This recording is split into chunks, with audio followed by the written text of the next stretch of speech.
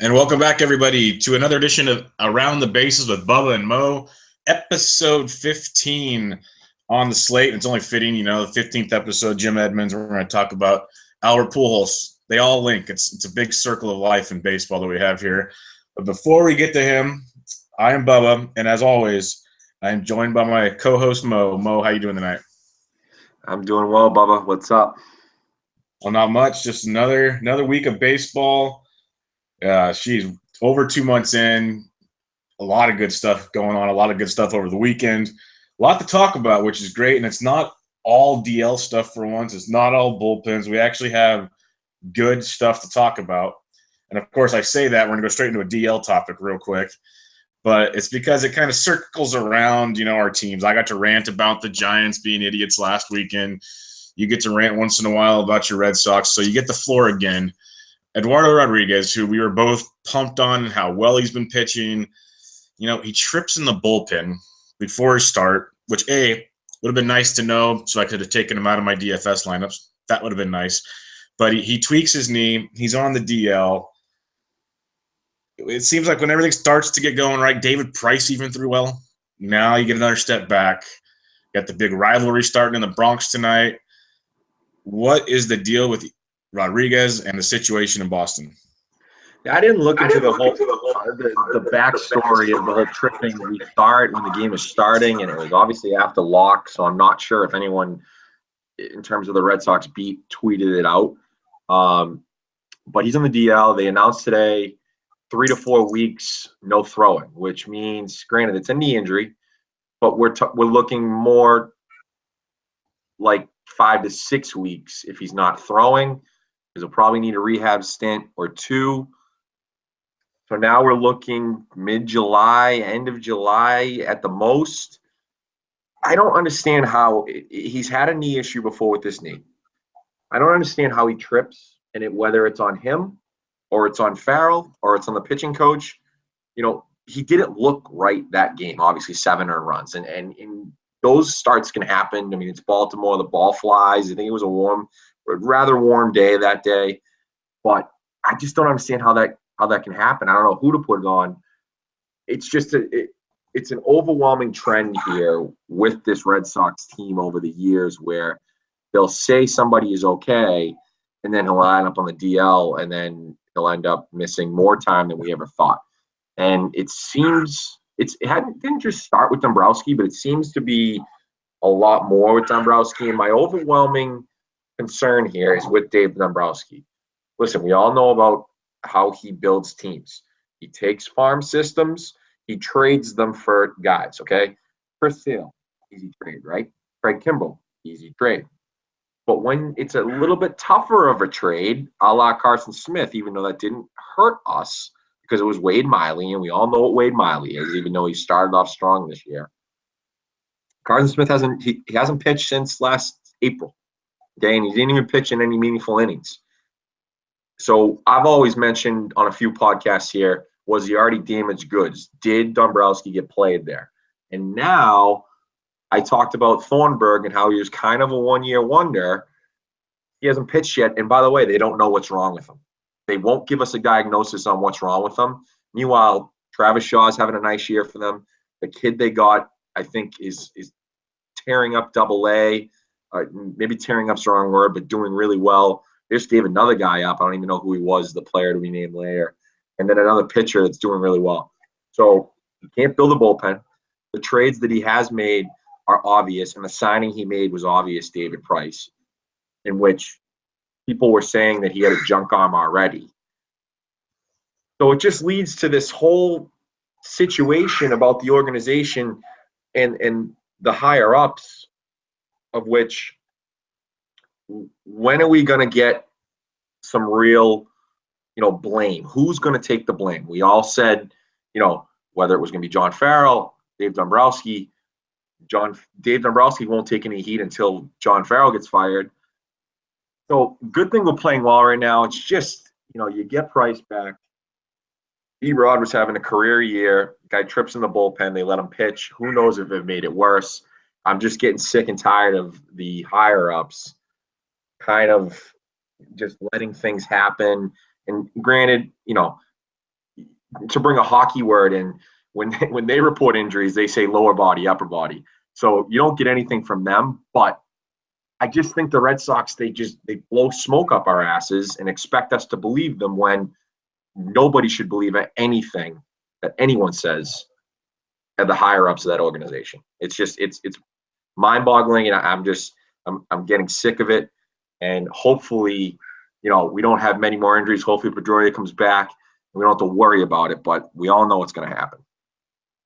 It sounds a lot like that football team up in the Boston area that doesn't know how to report injuries properly. It's kind of a similar, must be in the water. Well, I would have to go with that's a league-wide issue. As Belichick would say, we report injuries as with the protocol, and that's what we do. We would never circumvent those.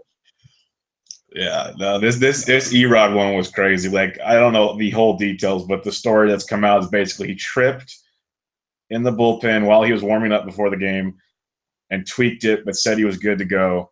Obviously wasn't, and it's just unraveled from there. I'm lost on that one. Yep. But yeah, pretty bad. Not a good situation. Like I said, it's just sad he was having a good year. But next Monday, Bubba, is the MLB Draft. The drafts is a big part of 50+ rounds. Big part of any organizational building in terms of farm systems. There's many teams that need to build, through this draft, including my own team. A little bit tougher being down, but I guess go through a few things. I mean, guys that you look at the top, maybe guys that the Giants have been, targeting. I know it's our team's a little bit farther down, but just go through a couple things. What you think about the draft this year? Yeah, it's actually pretty interesting because I've listened to actually a couple of podcasts today about it, and it's really top heavy in pitchers, which that's a scary predicament because of all the Tommy John surgeries and everything you see these days. Now you're going to put basically your draft on the line for a pitcher, and it's probably even more scary when you have a couple of the big ones are high schoolers. You got Hunter Green out of California, who's been on the cover of SI. He throws 102 miles an hour. He's a phenom. He's great. But we've talked about it with like Kopech and other guys that throw that hard over and over again. There's one thing most of them have in common is they go see Dr. James Andrews. So that's a scary thing. Given Green, he's also like a stud bat, plays shortstop, but it makes me laugh because when we played ball in Little League and, Babe Ruth or Junior League, whatever you played, high school, usually the stud player played like the infield and pitched. That's just how it went. But he's supposed to be great. Everything you've seen on him is great. YouTube it, great. But then it gets interesting because there's kind of a group of three that, depending on what mock draft you look at, you got Kyle Wright out of Vandy, Mackenzie Gore out of high school in North Carolina, and Brendan McKay out of Louisville. Now, Brendan McKay is interesting. Big boy. He's a lefty. McKay and Wright were both on TV Saturday night, so that was fun to watch in the regionals. But McKay, he also plays first base, and he crushes it. He bats cleanup for Louisville, top ACC bat in the nation, potentially top player in the nation. So as a hitter, he's great. As a pitcher, he's good. I wasn't overly impressed, like, for a top pick stuff. Watching him, he's kind of like low 90s. Had to hit his corners, had to be precise. He's like us. I can't remember who I was talking to someone about the other day. The comp reminds me kind of like a current Robbie Ray, but without as much velocity. Just the way he has to do things. Now you got Kyle Wright. He was awesome. He threw really, really well, right-handed pitcher. He could probably – Wright and McKay could both potentially be in a rotation this year if, like, all hell broke loose. So you got them, and then you got Gore, who people are starting to be big on. He's a big-time lefty. He's already in trouble, though, because people are comparing him to Clayton Kershaw, which I'd never want to be compared to Clayton Kershaw. So he's really, really good. I've seen some people actually move him up to number one. They don't know if the Twins want to pay for certain guys, so this could make picks interesting because, like, the year the Giants got Posey at, I think it was the 5th pick, he was supposed to go number one, but none of the teams wanted to pay him. so he fell to right in the Giants' lap. So your top 4 guys right now in most mocks are pitchers, which is terrifying. I think like 7 or 8 of the top 10 in mocks are pitchers. Then you got Royce Lewis, who's a shortstop. I don't know. I could go on for a while on this, but it's always interesting. Like for you, getting to some players you like, but also if you were like a GM, would you be more interested in the high school kid you could develop from the ground up, or do you want that college guy that's going to be like an immediate impact? See, I think in Major League Baseball, it's a lot different than, NFL draft. Yeah. Maybe not so much NBA draft. You take the best player available because you don't know when this guy's coming up. You can project and say, okay, if Mackenzie Gore is compared to Kershaw came up real early. So, we're looking at a guy that's going to pitch 1 or 2 years, and if he does what he's supposed to do, he's going to go from A to high A, double A real quick, and maybe even skip triple A. It's interesting to see that, Hunter Green, he's been all over it. Like, he's been on MLB Central. I worked from home. They talked to him. Harold Reynolds talked to him. So they're really hyping this kid. It's really interesting to see that he's not the overall number 1 pick, because I feel like he's been hyped in the baseball world, sort of like not the talent, but a la Strasburg and Bryce Harper. I'm not sure I've seen many players out of the draft hyped as much as this kid this year, because he's a two-way player. And him and Brandon McKay, sounds like they're going to let them do both at first and see what happens. Give him the chance to kind of feel it out a little bit, which is kind of scary, and maybe that's why he's dropping. But there's no, like you said, it looks like it's either McKay, Wright, or Green. They think that Cincinnati will take Green, as long as he drops there, which, I don't see why they wouldn't. A couple of guys that kind of jumped out at me when I was looking at a couple of the mock drafts, like Fangraphs has Boston taking Seth Romero, and if you guys don't know about him, he's got great stuff. He pitched out of the bullpen. He's a lefty, and then they moved him to the rotation. He had some conditioning issues, and he figured it out. And they put him into the rotation, and then he had off the field issues, got suspended. Then finally, University of Houston dismissed him from the team. So they said he had top 10 talent stuff, but with the off the field issues, he's going to drop. And they have the Fangraphs one has Boston taking him because, hey, Dombrowski took Jason Groom last year, and he had off the field issues. So what do we care about that? But it's kind of scary because, especially with my team, we traded away everyone. So every draft now is huge. You've got to get a couple prospects out of this, even when you're drafting that late. And another thing to look out for, too, is you talked about them not trying to pay him. I know the teams maybe San Francisco is not as big, obviously not as big of a payroll all the time as Boston or New York or Chicago, but it used to be where there was no slot. But now there's slots of money that you can't go more than that with each slot. Whereas when it used to be, it kind of was the Wild West. And for one example, at least that I know for a fact, is way back when we drafted Craig Hansen like 26th. And the reason for that was he was demanding so much money that none of the small revenue teams would take him. You can't really bully guys anymore and say, I'll just demand all this money and then you can drop to us. It doesn't work like that anymore.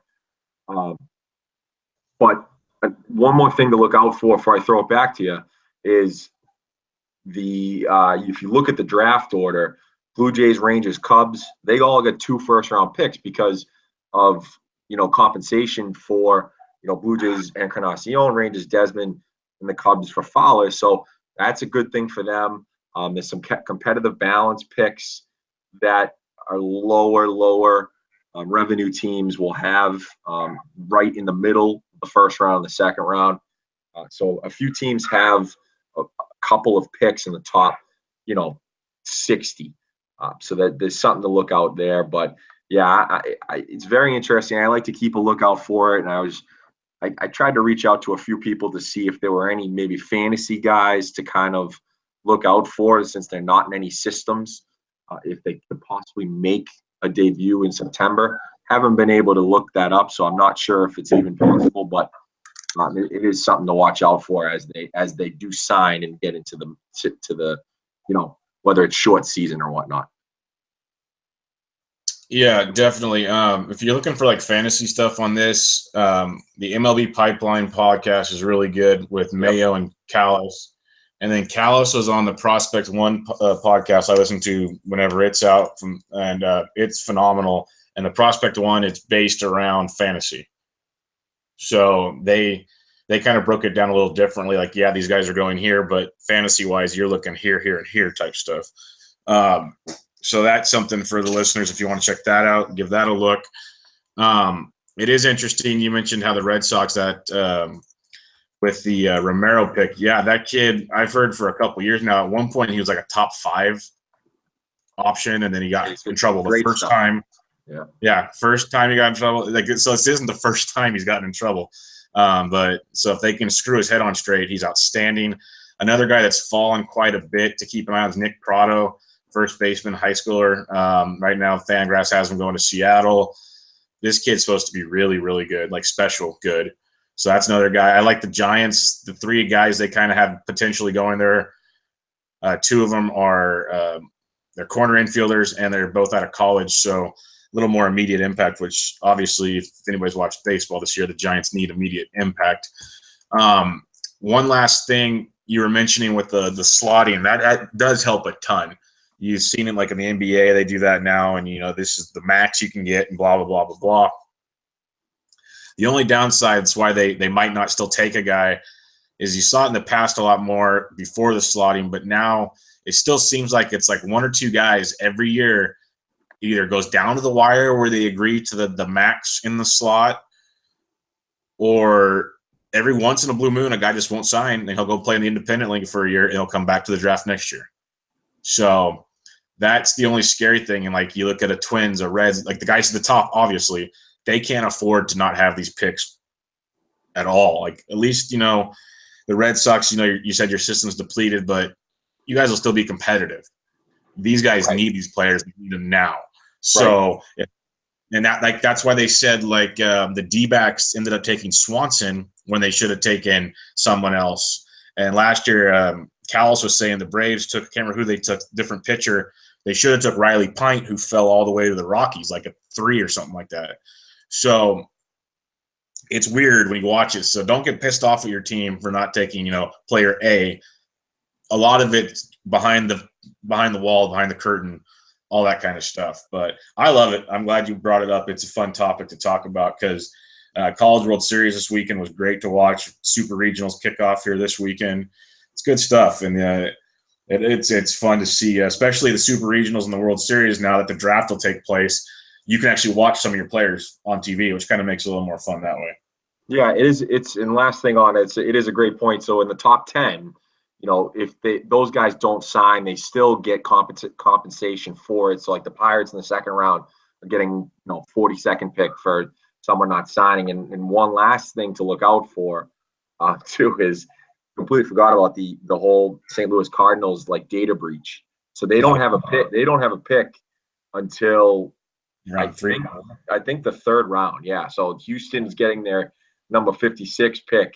So they literally don't have a pick until the 3rd round. That's a big, big thing. That means you've got to really nail a couple of those late round picks, because if you go a year without developing 1 or 2 guys from a draft, I mean, that can really kill your system.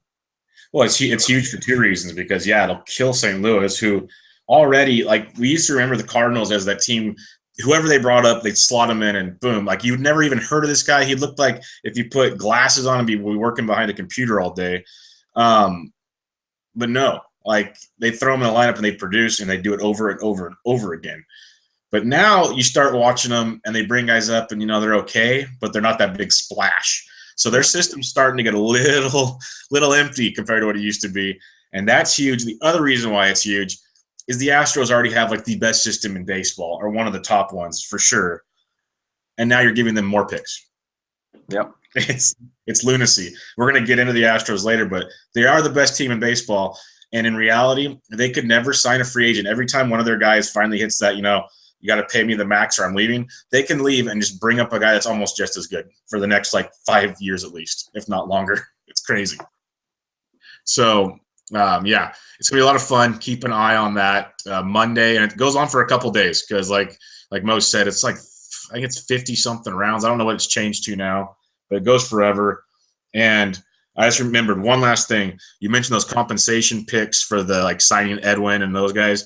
I believe with the new bargaining agreement, that's the last year for this. So Yeah, another thing another thing that'll change things starting next year. But moving on to something a little more fun. I don't know if you caught it over the weekend. I don't know the full story behind it, but I think it's hilarious. Mr. Met, if things couldn't get worse in Queens, Mr. Met, it's so mad at the fans, flips them off and gets fired. It was I didn't see it live. I saw the headlines everywhere. It was hilarious. But two things: what's your take on it? And secondly, how can you flip someone off if you only have 4 fingers? As long as it's one of those two middle fingers, I mean, it just you just kind of assume that that's what he's doing. He's not giving the index finger, but that video is hilarious. It just shows what a total joke the Mets season is right now. And it's like they said they fired him, but how do we even know they fired him? We don't know who Mr. Met is unless like his close people know who he is. He could still be Mr. Met, and they just said, "Oh, we fired him," So, I mean, I'm sure there's not only one Mr. Met, but yeah, it was pretty hilarious. I mean, the fact that the Mets fans are just so fed up, which I don't blame them with this whole season, that they're swearing at Mr. Met out of all people, and then he just had enough of it, so it must happen every day. It's just incredible. I mean, it's just such a microcosm of this whole season of the New York Mets. I can't even get over how funny this is. It's priceless, and I could have a ton of funny jokes and hot takes on this, but most of them have been taken already. Yep. And if anybody's heard them, you'd know why. But if for some reason you listen to our podcast and for some reason you don't listen to Pardon My Take, which is probably one of the better sports/comedy podcasts you can find, period. Go back, I think it's Friday's episode. Their segment on Mr. Met was probably one of the funniest things I've ever heard. And I'm behind on it, so I haven't heard it. So I plan on listening to it tomorrow. But yeah, I'm sure that PMT and Big Cat nailed it with that one. And just say it involves Mrs. Met and a cuck session. So it's freaking amazing. It's absolutely amazing. But yeah, so check that out. Let me know what you think about it. Yeah, we go from that to not a good situation for the Indians. We put this on there, this weekend earlier today, talking about Danny Salazar and their whole, he was a starter. They brought him a couple bullpen sessions, and then we get the news, a little bit earlier today that they're sending to the DL. Now, granted, be playing with the DL a little bit, so he's not really hurt. Give him a chance, but he has not looked good this season. I mean, last year his walk rate almost doubled. It's almost a 5 per 9 now. So I don't know, Bubba, what do you got on Salazar? I mean, this guy is great stuff, but he just can't stay healthy lately. Yeah, I'm just really curious because, like you said, we planned on talking kind of differently about Salazar. This happened probably 3 hours ago, 4 hours ago, maybe. And I'm curious to see how hurt he really is. Now, with his history, he's probably banged up. But the things that make me wonder is they moved into the bullpen because Kluber came back, so they needed a spot. They have Carrasco. Bauer's actually pitching well. Clevenger, who I'm a big fan of, they let him stick around, which I love. And Tomlin's pitching well. So they had nowhere to put him right now. He was the worst out of the 6. So I get that. Chisenhall came off the 7-day concussion deal today. They had to send somebody down. You would think being in Colorado, you'd want to keep another pitcher, so makes me think he's really hurt. But at the same time, maybe, they said, screw it, we're just going to do that. I have no idea. I want to see it because, like you said, they could just be playing with the 10-day DL like the Dodgers and other teams do just to clear his mind. He's a kid. He has great stuff. Like you said, he struggled, 5.40 ERA so far. It's really weird. He's given up so many home runs, big fly balls, but he's got a great K rate still. So that's why this is confusing because the stuff is obviously there. It's just when he's missing, he's putting it on a tee. It's like cock shot for you, and it's crazy. But it's really interesting because they need him. to make a run, because you know how Tito likes to use that bullpen come postseason, he would be huge as like a middle. Say you get 4 innings out of Bauer, because Bauer can blow up at any moment. Bring Salazar in for 3, then you go Miller and why the hell am I blanking on the closer? But that'd be a hell of a recipe. Yeah, there you go. It'd be a hell of a recipe. It'd be just amazing. So maybe he's just getting his mind right. Hopefully it's not too bad. Because you also know Carrasco's got injury history. Kluber usually stays healthy, but he's got a little history. You got these young guys. How good is Tomlin, Bauer, and Clevenger going to be all year type stuff? So I don't know. I don't know if you have anything else on that, but it's really interesting how that just came out of nowhere to me today, because there was really no rumors of it over the weekend, and the last week he's come out of the bullpen a few times. Seemed like nothing was wrong, so I'm a little curious about this one. Yeah, it's really unfortunate. I should remember, and I should have went back and listened to it, but I know Saris was talking about it on the Rotographs podcast about how he can't locate that slider. He really only has a fastball and changeup. And, the changeup's been sort of good, but he hasn't been really, he hasn't thrown it enough. And then sort of in the relief, the 2 relief stints that he had, he threw mostly fastball in one of them and then kind of went fastball changeup a little bit. But yeah, it's really sad. And one quick breaking news, to kind of monitoring tweet deck here after back-to-back homers for the Red Sox against Tanaka, so that's good. But your San Francisco Giants acquired a player by the name of Sam Dyson. Oh, fuck. But don't worry. Don't worry. Player to be named later. So you bolster that bullpen a little bit, and you'll be all right. Bolster it? Is that the word you just used? Or blow up? Oh my God! I'm so glad we got a live reaction for that. Maybe you'll get the Sam Dyson of the World Baseball Classic in last year. Well, that's why I was going to kind of bring him up later, talking about something else, thinking what the heck happened to him, because in the World Baseball Classic he was amazing. He was good last year. This year he's just been disastrous. Hey, maybe it's like Salazar. Clear your mind, change the scenery type thing. Cross your fingers. I have no idea. But that is what the F? Wow. Yeah, okay. My God. Jesus. Okay, let me get focused again. How do you transition from that? That's the pro podcasting move. Yeah.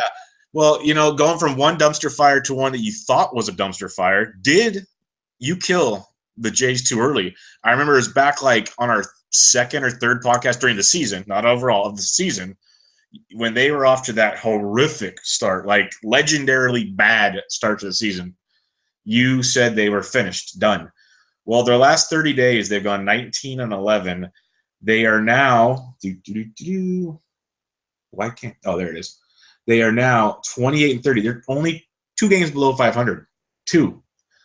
And basically they're equivalent to if you go to Baseball Reference, their Pythagorean win-loss tracker deal, like prediction model. Yep. They're in line with how things were predicted to go so far. So a huge last 30 days, almost 500. They're healthy again. Donaldson is raking since coming back. Not as much power as you'd like, but he's getting on base a lot. What are your thoughts on killing them off too soon? Do we get to Jon Snow them and bring them back to life? How's this going to go? Did I kill them too soon? Yes. Are they alive and out of the grave yet? No, they probably got a hand and maybe a leg out of the grave. They're not back. I also said that their bats wouldn't be this bad even without Edwin. And if you go and you look in terms of WOBA, they were 28th in April and they were 2nd in May. Okay, that's almost 63 points better. They hit 27 more homers. They scored almost 70 more runs. Their ISO almost doubled. And their average went up about 38 points. On base went up about 40. So I don't have to bore you with all those. The bats were going to be there. Now, can Aaron Sanchez get healthy? Can Jay Happ pitch like he pitched last year? He's older. Could he be still hurt? Estrada, Liriano's back. That's a good thing. His velocity was a little bit down when he went to the DL, but pitched pretty well in his first time back. And then Stroman's been Stroman. He's been really good. I think the question is the bullpen. Suna's been that guy. Joe Smith's been pretty good. It's going to be better, when Biagini kind of can go back to the bullpen. That might help them a little bit back there. And then like I said, their bats are bats. I mean, Tulowitzki looks awful. I mean, he looks awful since coming back. He has done nothing. Like you said, Donaldson's been fine. They lost Devin Travis today. I just saw a tweet. He felt fine boarding the plane in Oakland, and then when they landed, it hurt a lot. So, what are we doing? What are we doing here? Like, you were in the air and it swelled, and maybe something happened there. But that's a big loss because he was raking too. I mean, in April he was awful. So again, they're in probably. I'm just thinking right now.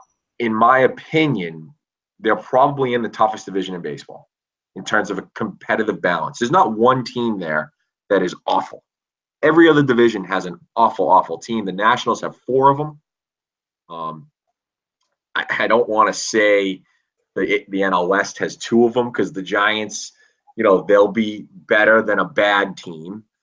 The Central is both Centrals. So, it's the toughest division in baseball, and they've got to jump over 4 teams to win the East, but they only got to jump over 2 to get a wild card because, as we mentioned, the AL West is a mess. The AL Central, so I think they're only like a game or 2 out of the wild card, second wild card. No, never mind, because Boston and New York. So they've got to jump one of those, or Boston and Baltimore. They've got to jump one of those teams. It's doable. They're not alive yet, but they're back. I said that they were dead too soon, but I got to stick to my guns here with them still being in last in the AL East in a tough division.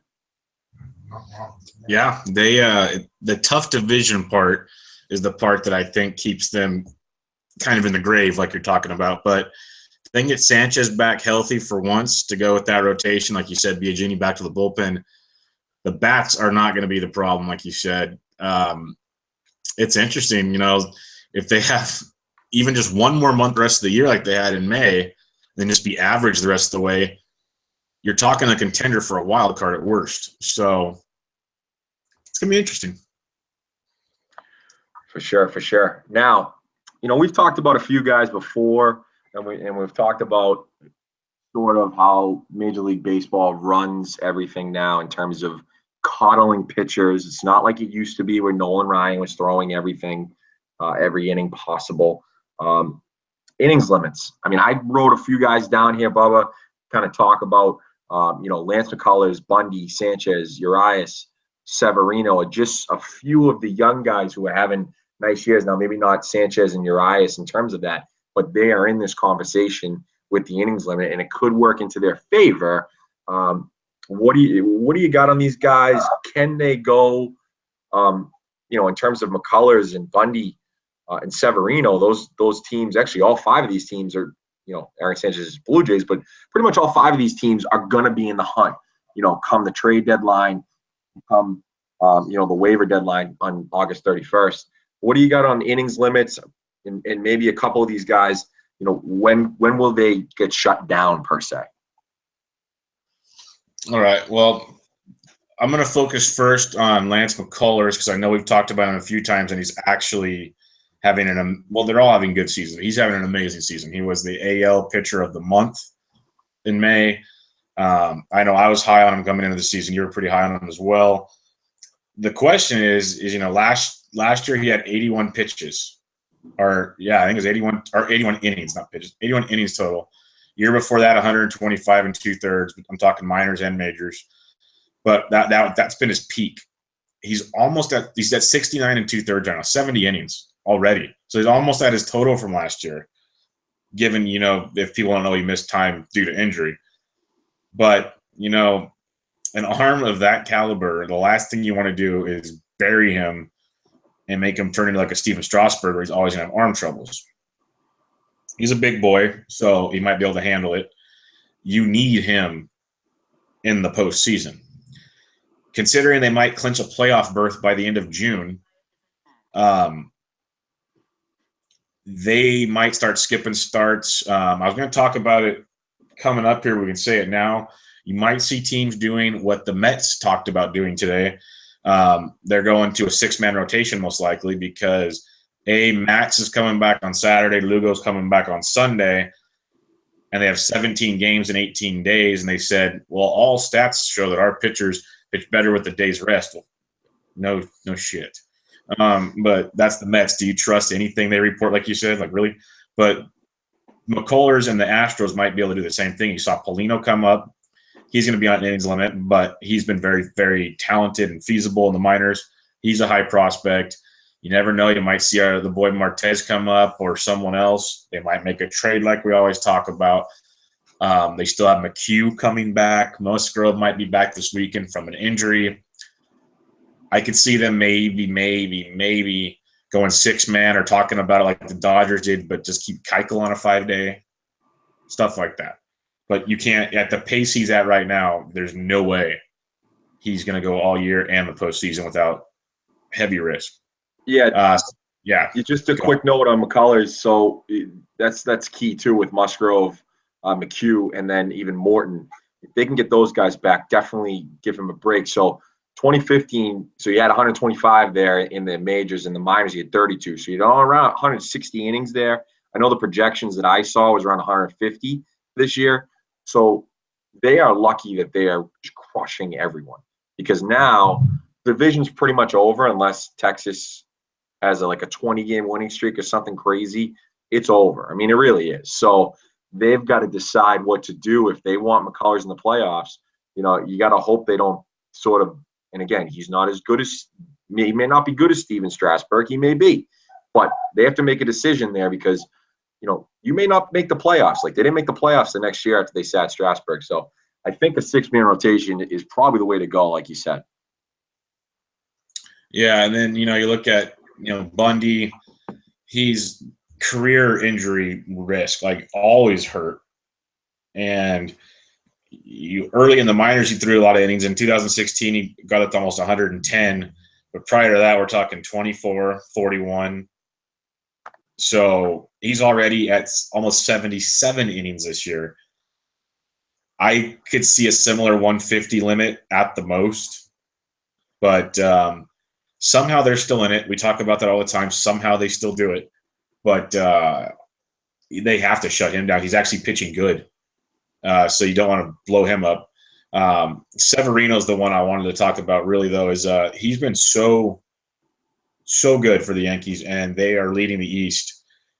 And you got to have him for the postseason, just like McCullers, because you could see those two maybe facing off in a playoff game. But he's at 68 innings pitched. Last year, minors and majors, he was 151 innings. So at least he's been stretched out. You could maybe get 180 to 200 out of him. I don't know what your thoughts are on that. The Yankees, I think, out of the names you mentioned, the Yankees, I think, are in the driver's seat for the most, risk reward okay type thing. It's a tough one because with his struggles last year, no one really saw him having this type of start to the season. Strikeouts are great, walks are down. He's not letting, he's about 16% homers, so it's about the same, home and a fly ball. But the ground ball rate's up, and that's a good thing. We've talked about a trade for the Astros and the Yankees for at least a starter. Will they make one? Montgomery's been pretty good. It's tough. I'm not sure. I think 180 would be the max unless they think that they can push him a little bit. But especially where the Yankees are in a unique position where they might be a year ahead. So if they didn't see this coming, Cashman says to himself, this kid's 23 years old. He hasn't pitched more than 150 innings in a season. And that was, last year. So they pushed it. Now they push it to 180. I have to think in the summer, either skip a start, fake injury for the 10-day. Severino's a tough one because there's no, I don't think there's any injury history there. I could be wrong. I probably should have looked it up, but I don't see any injury history in terms of his minors, possibly 2013. But for the most part, in the last few years, he's pitched a full season at different levels, mind you. But that's the tricky one because there was no limit, preseason. On Severino, I pulled up his game logs real quick, and the real interesting thing about him, if they were concerned about his innings, well, he's gone.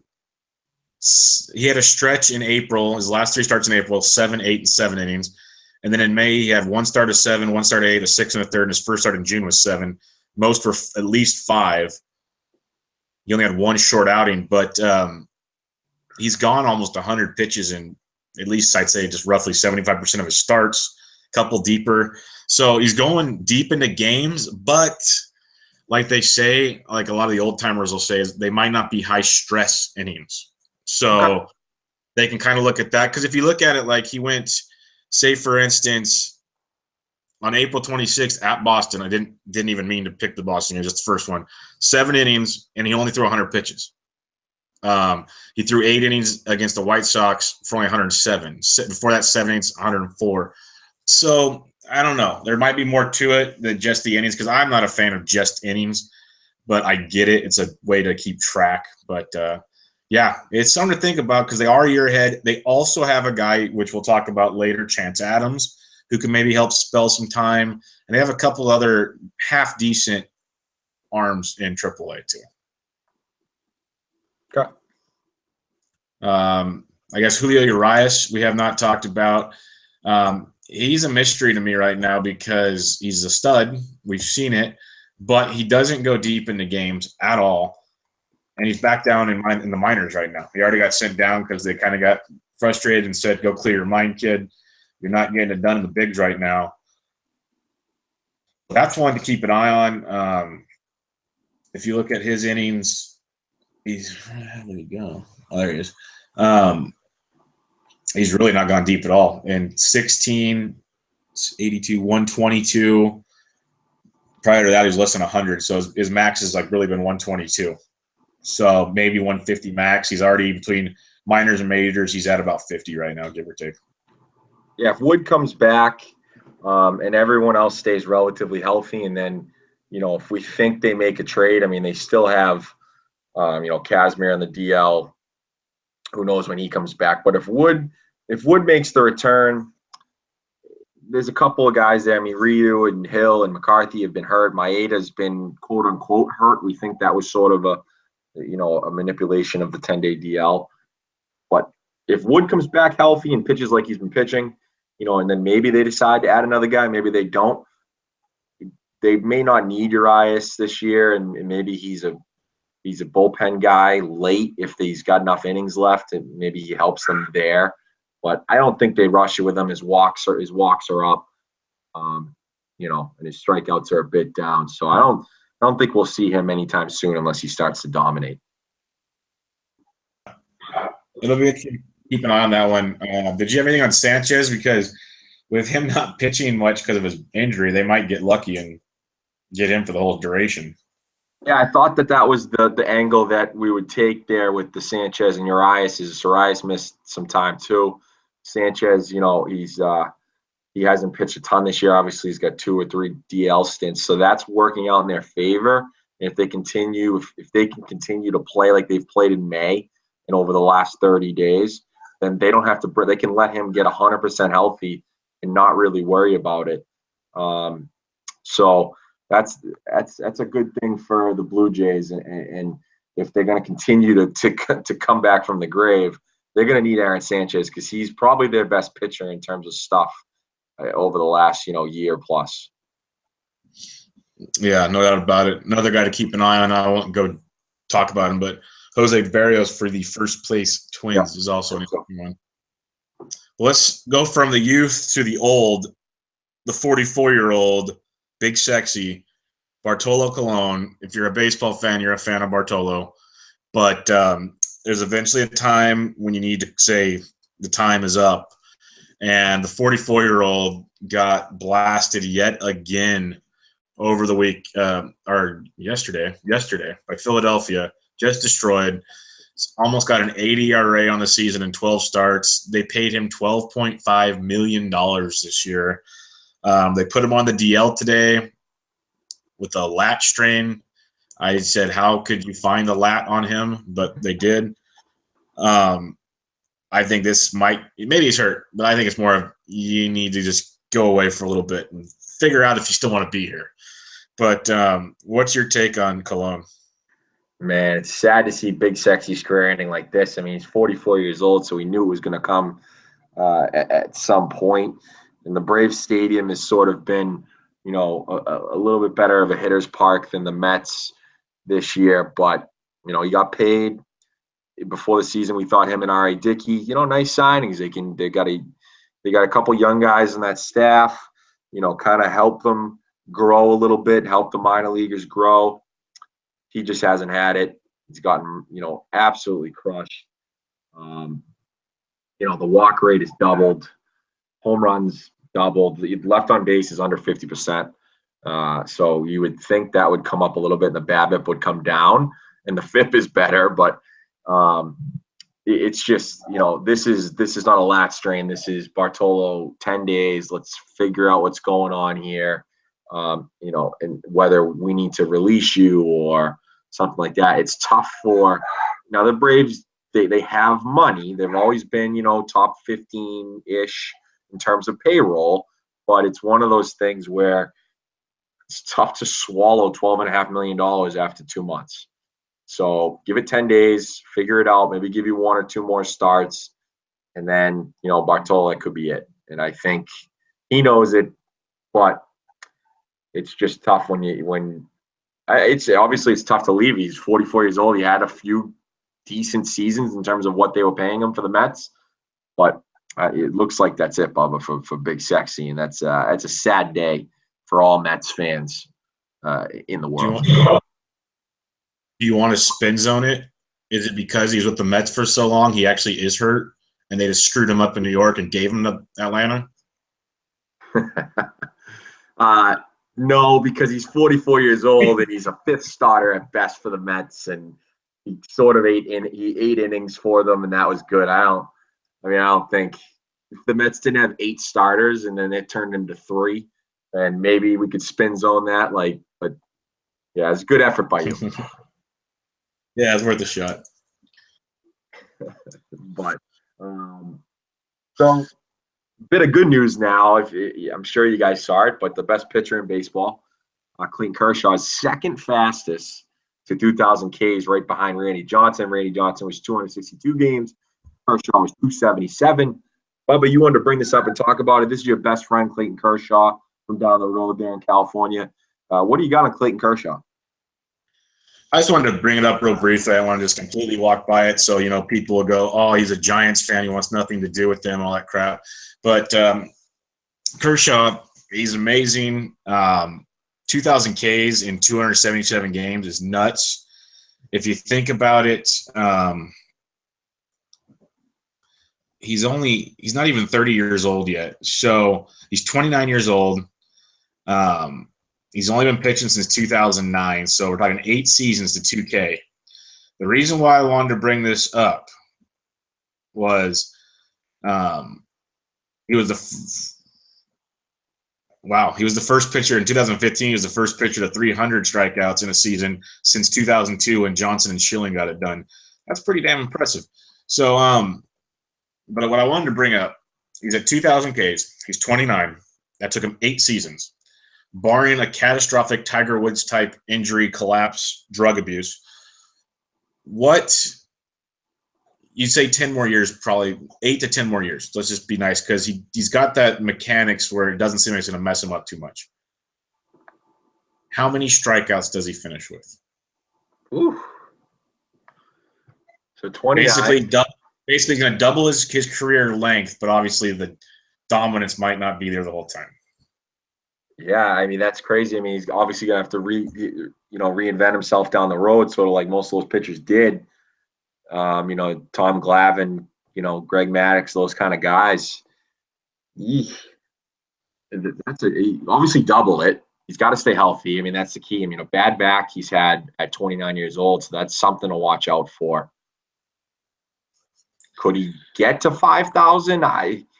I'm not sure that's possible, but yeah, I think you're looking at around 4,000, 4,500, you know, barring if you're looking at 4,000, that puts him 5th overall behind Ryan, Randy Johnson, Clemens, and Steve Carlton. If he goes above 41.36, then he's 4th. He passes Carlton. Because you got Clemens at 46.72, Johnson at 48.75, and then the insurmountable will never, ever be seen again. Nolan Ryan at 57.14. That's just that number is stupid. So you think he's going to get, you'd say, between about 4 to 45?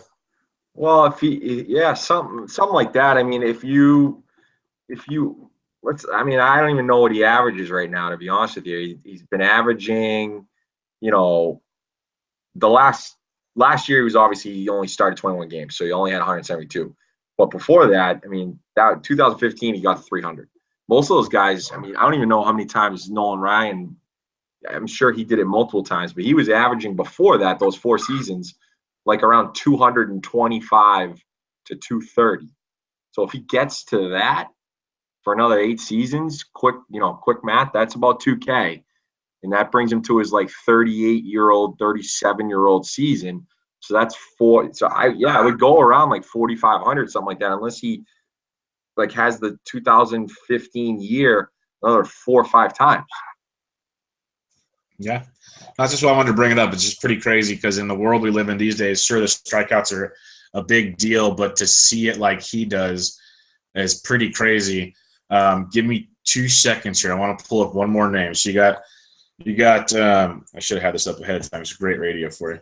Yeah, and to cover you a little bit, Nolan Ryan pitched 27 seasons. Yeah, I just had his page up. That's just not going to happen again. No, I was at 9. Let's just say 8 or 9 more, because that's even stretching it in this day and age. Yeah. But so another name I wanted to bring up, who is a strikeout monster right now. He's in his 10th season. He has 1,981 strikeouts in his career. He pitches tonight against the Dodgers. Scherzer. I'm talking Mad Max. Now, he's 32 right now. Does he get close to 4,000? So he's at 1981. We're going to assume, I'm going to put it out there, he gets to 2,000 tonight, which would be 9 Ks. That'd be 19. Sorry. Yeah, that's good math. And that's my strong suit, Bubba. We know this on the podcast is math, and I just screwed that whole thing up, so that's good. So he's not going to get to 2,000 tonight. He's going to get to 2,000 in the next start, whenever that is.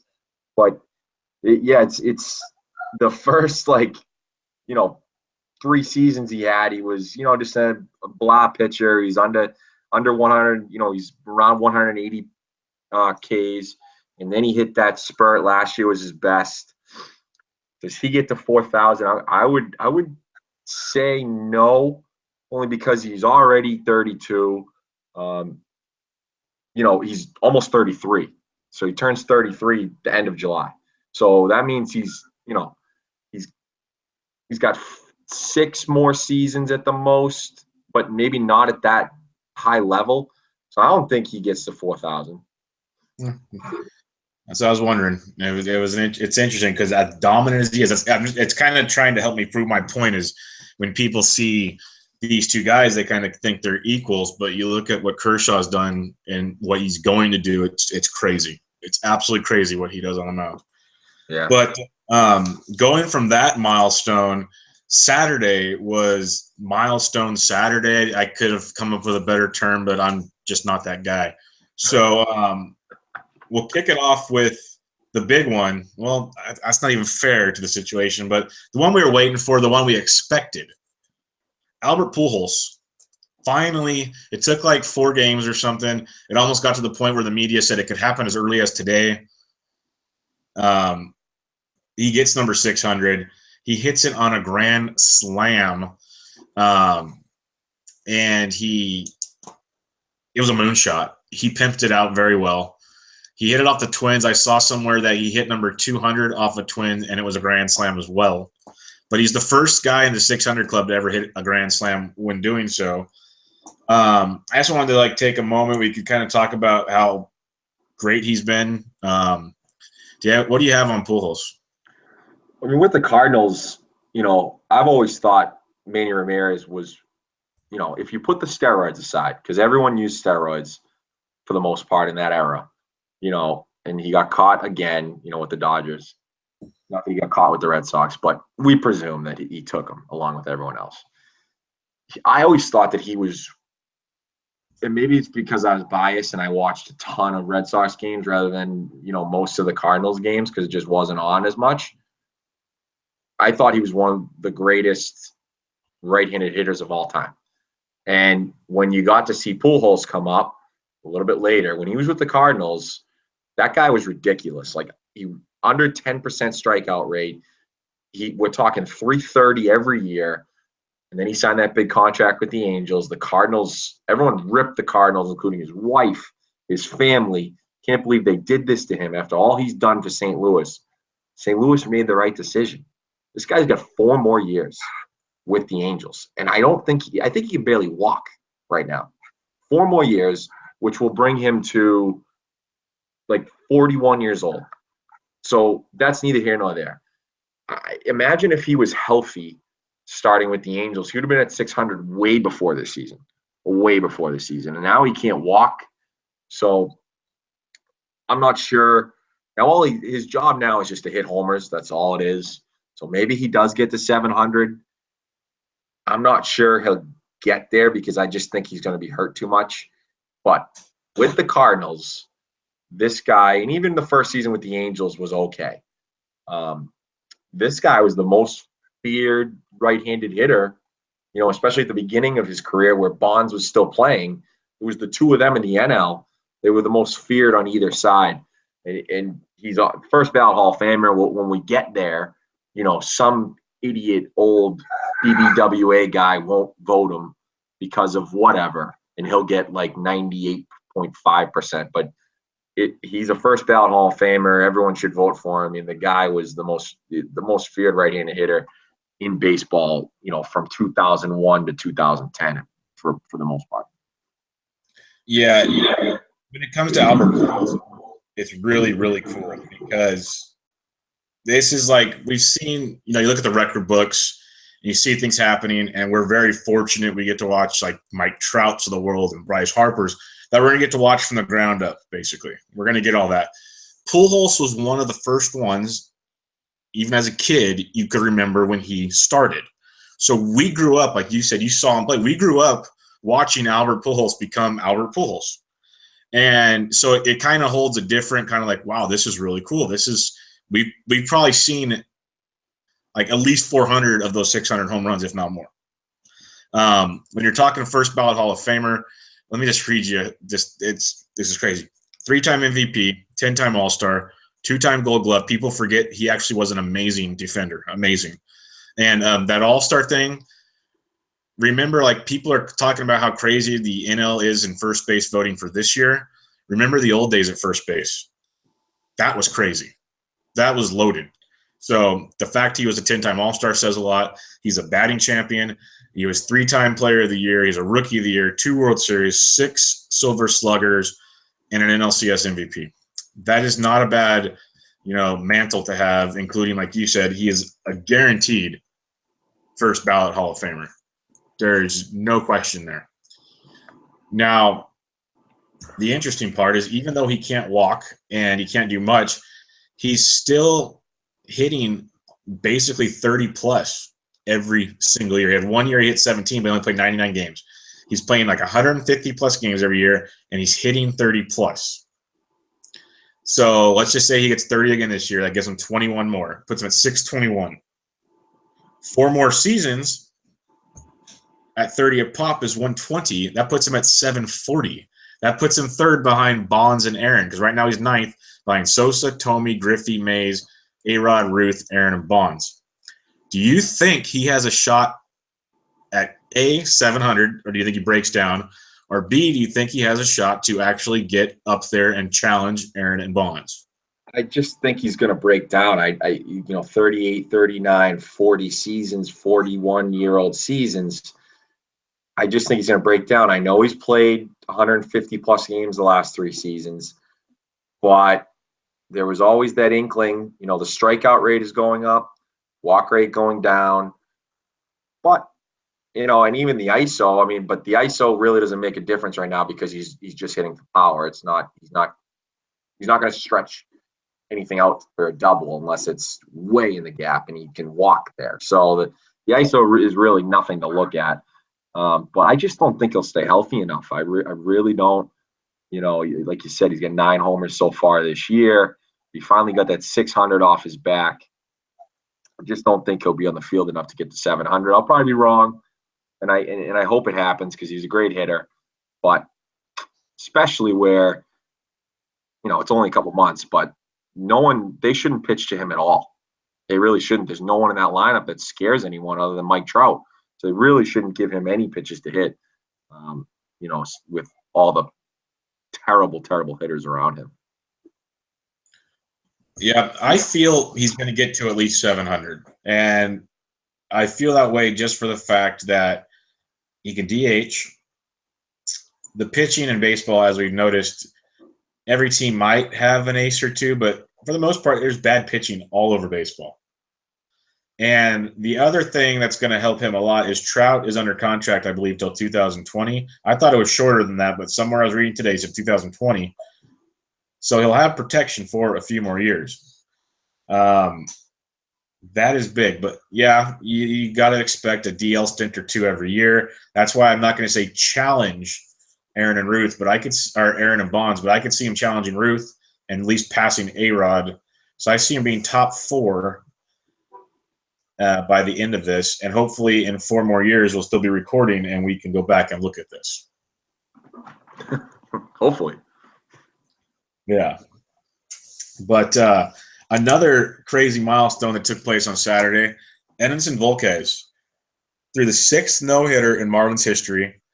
He threw a Maddox in doing so. For those that don't know, he complete game, shutout, everything under 100 pitches.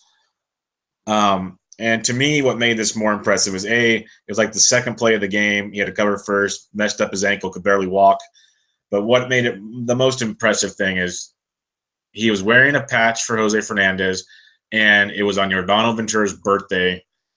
And for people that don't know the history of Volquez and Ventura, is they flat out made it known that that's my big brother, that's my little brother. So this was a big deal to a lot of people, and it was really cool to see. I'm not sure if you got to catch any of it, but did you have any just quick takeaways on Volquez and the no-no?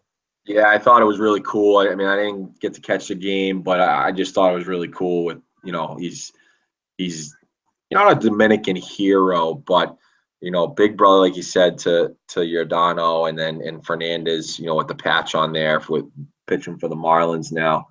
So I just thought it was really cool that he said it meant a lot to him, to pitch for those guys and always have them in his thoughts. Just a side note, 5 out of the last 6 starts for him, quality starts. So, or 4 of the last 5. So he's been pitching better lately. I don't think anyone saw this coming, especially against Arizona. They're no slouches. But yeah, really, really cool no-hitter there with a lot of significance. Yeah, and then the last thing that took place on Saturday, Mike Zunino, late into the night in Seattle, hits a grand slam, which was the 7th grand slam of the day, setting an MLB record. It's just crazy the amount of home runs we're seeing this year.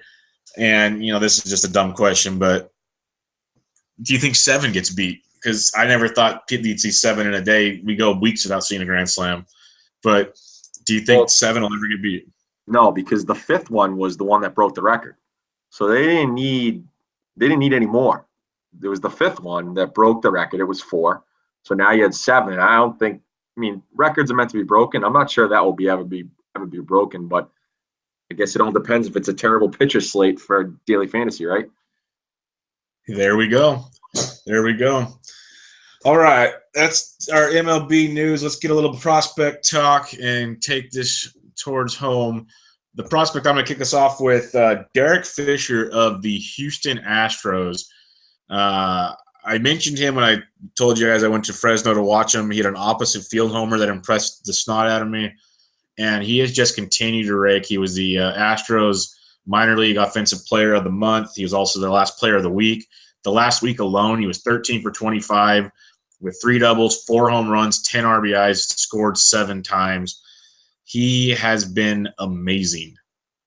Putting it lightly, he's hitting .338 with 14 homers, 37 ribbies, second in the PCL in home runs. He's in the top 10 in almost every offensive category right now. If God forbid the Astros needed more firepower in that offense, but you don't know, where he can fit with the team. But if anything were to happen to anybody significant, the reason why I wanted to bring him up is Fisher is coming. Well, and if he's not coming, he is a phenomenal trade piece for a team that could use him immediately by sending a starting pitcher to Houston. So keep an eye on Derek Fisher. If you're playing in dynasties, he's likely gone. But if you're in season longs and you're desperate because of DLs, he might be playing somewhere in a major league uniform by the end of this month. So keep a close eye on that one. Derek Fisher is on fire. He's got nowhere else to go but up. Yeah, he's a good prospect. They definitely need, more chips to trade for. Chance Adams, the next one from the Yankees. He's been pretty good. He was drafted basically as a relief prospect. They brought him in, and the scouts kind of said, hey, I think he's got starter potential. He's got a couple plus pitches. Let's see how he does. And he hasn't disappointed. I mean, he's crushed everywhere he's gone. 2015 when he was drafted, like I said, relief. They decided last year to move him into the starting rotation. High A, domination, 2.65 ERA. Then he moved to Double A, even better, 2.07 ERA. And then this year he started in Double A in 1.03 ERA. Granted, 3.51 FIP, so we're not going to put him as a 1.03 ERA guy. So they decided to move him up to Triple A, and boom, 1.57 ERA. The K rate's up, the walk rate's down. So this kid's come out of nowhere, sort of. I mean, he was preseason ranked the 10th prospect for the Yankees by Fangraphs in their organization, due to come up in 2018. But I think he's sort of gone above and beyond expectations with them, and you can tell that by them moving him. Granted, he pitched 100 innings in Double A, but they moved him right up to Triple A and hadn't skipped a beat. So another guy that could be moved into trade negotiations. The Yankees farm system is loaded. They've lost a couple guys to injury, but this could be one of the sneaky guys. Maybe not as raw as a Dane Dunning in terms of like the fourth guy used in that trade for Adam Eaton, but he definitely could be one of those guys in a trade that nets them a starting pitcher, or maybe a third baseman if they decide Torres isn't the guy there, or a corner out, sort of a center fielder if Ellsbury doesn't come back to the fold. But definitely a guy to watch out for, because he's going through that organization rather quickly. Yeah, like you said, projected 2018 goes back to what you said earlier. They're probably a year ahead of schedule. So if they need him for an injury or something like that, he's definitely ready to roll. But good young arm. I'm going to go to the Phillies organization. I believe they're in Trenton, and they are loaded with talent. I could have picked a handful of people to talk about. But we're going to talk about Dylan Cousins. Big power bat, left-handed outfielder. He's 6'6", for crying out loud. He's a monster. But he had a rough April. Many were kind of worried about him. He only hit a $136 with 4 homers. His May has been insane. He hit .330 in May with 4 doubles, 3 triples, 9 home runs, 26 ribbies, OPS of 1.075. The kid is good, really, really good. One of those, it's kind of, you're just waiting for them to either trade like, Kendrick or Saunders or somebody, even though they signed Saunders, just to get a spot for him, because you don't want to bring him up and sit him on the bench. But he's gone through the minors. He's produced. He's shown great power in the minors.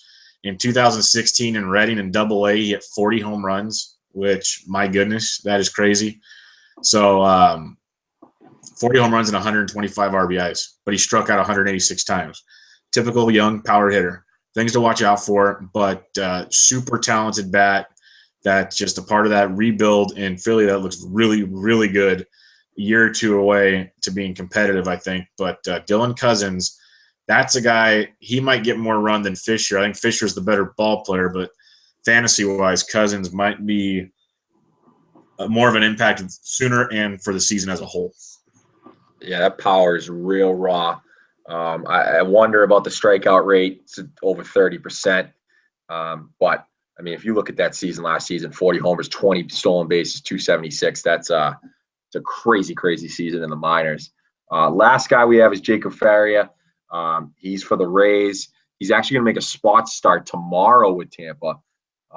He's had an interesting career. He 2011 he got drafted.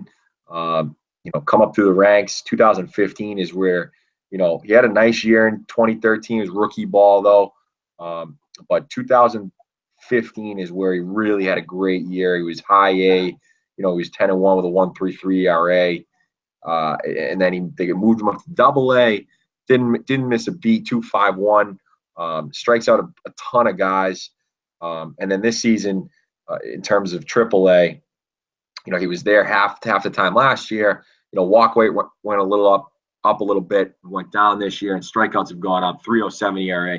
So he's going to make a spot start on Wednesday. That's definitely a guy to watch out for the Rays. I mean, we've talked about them a few times. Some of the pitchers they have, Blake Snell's down there. We talked about Honeywell. So the Rays have, always full of pitching in that organization. And this is another guy to kind of watch out for. So look out for that start tomorrow. No doubt. Over to the ALDL news. Luckily, like we've talked about the last few weeks, Bubba, this has gone down for us because we don't like this segment, but we do want to report it. Wellington Castillo, good news on him. Supposedly going to avoid a rehab stint and return this weekend. So that kind of hit right after our recording last week. Bad news on Gene Segura. He's got a high ankle sprain. He says it feels good, but high ankle sprains are no joke. You're better off breaking it rather than having a high ankle sprain. He thinks he'll be back sooner rather than later. Look for him end of June, beginning of July. They'll probably take his time with him. Jacoby Ellsbury shut down during rehab. He's getting better, but the concussion symptoms have not gone away. So that's a really tough one for the Yankees. He's not the player he used to be with the Red Sox, but still a good center fielder and, a decent on-base guy. Another tough blow to the Angels, especially where, without Trout, they could be some trade chips. Is Cameron Maybin. Oblique injury, plans on being back right after the DL's over. And then earlier today it happened. We mentioned it earlier, the Blue Jays. The guy was terrible in April, but great in May is Devin Travis. He's gone on the DL. I'm not really sure. The x-rays were negative, but, not a good thing, especially where he was kind of getting hot a little bit here and moving up the fantasy ranks in terms of second baseman. Yeah, some interesting ones there. Travis one, he's off to a great start to the year, so that sucks big time. Go over to NLDL news. You got Vince Velasquez, the hard thrower for Philly, having a weird year. A little more contact velocity has kind of been rough. Got a flexor strain. No timetable that I could find for a return. Take it really slow with the guy. Starting might not be his bag. For the Nats, Jason Worth goes to the DL with a bruised left foot. You foul a ball off of it. He was in a walking boot and crutches for a day, but they said he probably only would have missed 4 or 5 days. Thank you, 10-day DL. They're just going to put him there to rest him because what's the worry? They're dominating. One that really sucked, it came down today. He was out. He was day-to-day, but they put him on the DL today. Justin Bour, MRI came back. He just has a bone bruise on his ankle.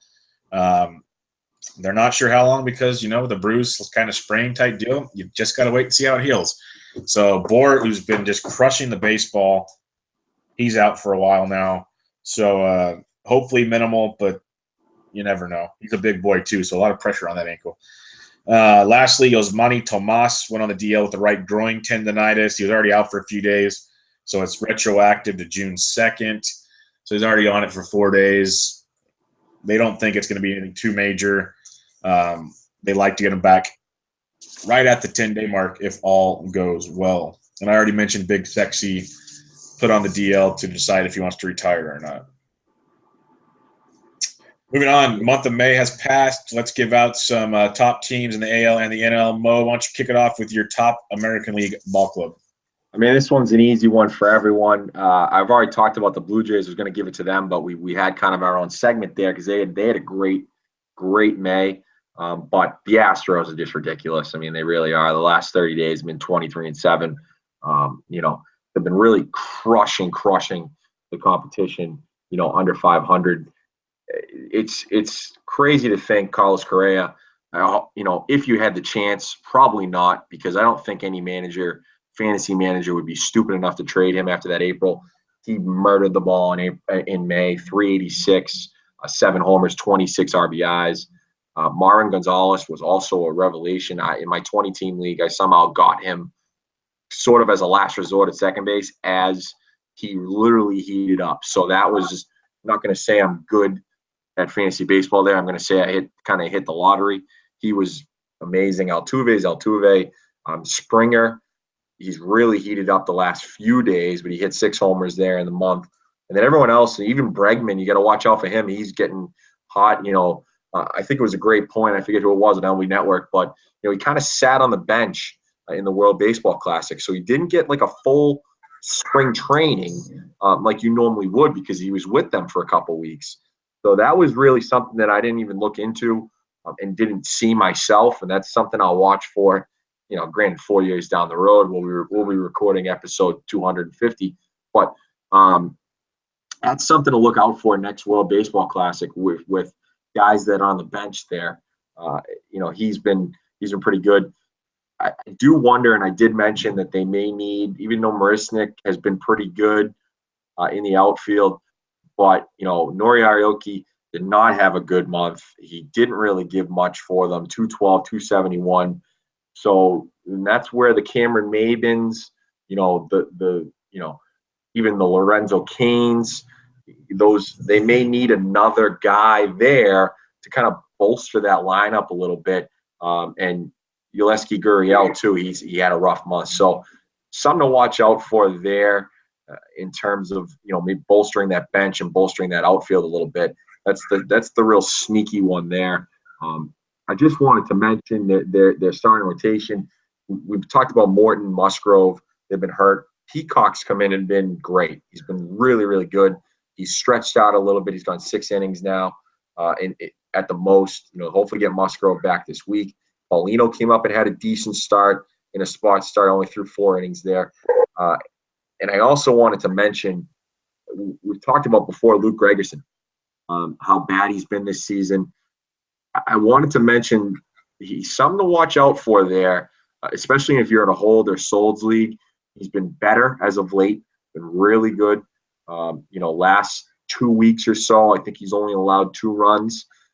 So that's, especially, we're actually going back to May 9th, he's only allowed 2 runs in about probably 10 to 13 appearances. So that's something to watch out for in terms of hold. Their bullpen gets better with him being better. I didn't think he was that bad. We talked about how he'd be fine eventually, and it looks like he's kind of turned a corner. But the Astros are just a wagon right now, and with that division being so bad, especially with the innings limit with McCullers we talked about earlier, they have a lot of leeway to do a lot of things, and you wonder when and if. I think we both think they need to trade a starter, but if they're going to trade Tucker, it's got to be a legit guy to bolster that staff to make a World Series run. Yeah, they've been amazing. It's going to be interesting to see what they do to fill the holes. I didn't mention earlier, I did see a little snippet from a beat writer that Fisher could be the answer to say, Nori Aoki, thanks, but you're gone. That's an option they're talking about. But it'll be interesting to see what they do, because I was talking to a guy today. They're so far ahead. If you get those other starters back healthy with the guys that have filled in so well, you might not need to make a move, and you can save all your prospects, because when you get to the playoffs, you're only going to need 3 or 4 starters, and then you can use the rest as long relief in case of emergency, basically. So it's a really interesting philosophy they can go with. Obviously, it'd be great to have another ace to not have to worry about that, but it's nice to be in that position. Let's put it that way. My National League team, I could have gone with the Nats, could have gone with the Dodgers, but we kind of expected this. The one I'm going with that surprised me a bit was the Rockies, 19-11 their last 30 games. You look at they're still leading the NL West at 36-23, a game up on the Dodgers, 2 on the D-backs. It's awesome. I keep waiting for the shoe to drop. I know I'm that guy, but they're getting it done. David Dahl, he's going to be out a little longer. Their other catcher, Murphy's out he should be coming back hopefully sooner than Dahl. But, Mark Reynolds continues to just be a revelation. He's tied with Arenado for the team leading homers, one ahead of Blackman. Blackman has just been insane leading off for them, just crazy numbers he's putting up for a leadoff batter. He leads the team in RBIs leading off. It's nuts. They're getting it done. Parra's helping out. Cargo's starting to heat up. Trevor Story came back from the DL, and he's actually hit okay since coming back from the DL. It's crazy. Picked up right where he left off in Texas. Really, really good stuff from their offense, which you kind of expected. The part that continues to amaze me is their starting pitching. Sensatella continues to get it done. Marquez is getting it done, and so is Freeland. The 3 youngsters, it's crazy. Hoffman's come up, and his spot starts has been amazing. I get mad every time they send him back down. They need to find a spot for him because he is so good. But you already got the 3 youngsters, and Holland is like a 6th if you need him. And then you got Greg Holland, who, as advertised, this is like Royals circa 2014 and 15 type stuff, probably 14. He has been lights out. Amazing.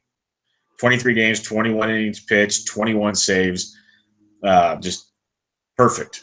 You got Jake McGee in the setup role, who's been just as good, 1.59 ERA in his 23 games. They're getting it done with all kinds of stuff. Ottavino is great. He's on the DL now, but the rest of their pen has been pretty darn good for the most part. It's been amazing to watch. I'm waiting for the pitching to just disappear like it usually does.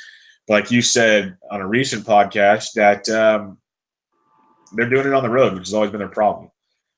So they might be for real, and I might just, have to swallow my pride like I've done many times in my life and go, well, the Rockies have this, so let's see what happens. But they are my team for May as they continue to lead the NL West, and we'll see where they are at the end of June. That team is going to be so fun to watch in the summer. That lineup is ridiculous. I have to wonder when Mark Reynolds hits some sort of wall. It hasn't happened yet. It's 2 months in. The guy's always had the power. But he's figured it all out. I'm just telling you, it's that bullpen. It really is. That bullpen has been, very, very good. Greg Holland, what a signing. I mean, that guy is going to get paid next year. Paid. I'm pretty sure it's a 1-year deal. Very incentive laden. He's going to be. I mean, it's 1 option year. It looks like, so it's a vesting option. I would think, and I'm just reading it right now. So it vests at 50 games or 30 games finish. So, something to watch out for there. But yeah, I can't wait to watch this team through the summer because, the bats are incredible. And, that young pitching is good. If they could find a way to put Chatwood just on the road, because the last 2 seasons he's pitched amazing on the road and terrible at home. If they could figure out a way to work with a 6-man rotation and kind of skip him here and there and just pitch him away from home, that would be something to look out for. Yeah, it'd be crazy to be able to have that luxury. And it's kind of exciting because it'll be interesting to see. You got Dodgers, D-backs, and Rockies, and which one's going to give, basically. So it's going to be a fun battle in the NL West, to say the least. Before we wrap it up, I just want to let everybody know Scooter Gennett just hit his 3rd home run of the game. So more reasons to prove to you that baseball is just crazy and you can't predict baseball. But, anything else you wanted to say before we wrap this bad boy up?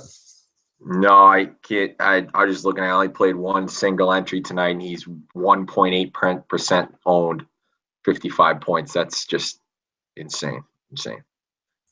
Yeah, no, I'm on a group DM with a couple guys that we talk baseball and DFS about. And if you look at the top of the $4 entry, he's there right now because he has a red stack, including Scooter Gennett. He's making $25,000 at the moment. So I got something to root for tonight at least. I think he's leading the $8 as well. So he might be making some money unless Coors goes bananas. Great. But yeah, another good episode. As always, Mo, thanks a lot. We'll do it again next week, as always.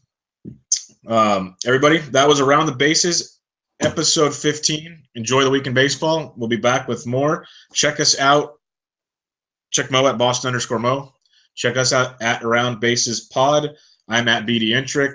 Let us know what you'd like us to talk about because we can mix it all up. But until then, we'll catch you guys next time. See ya.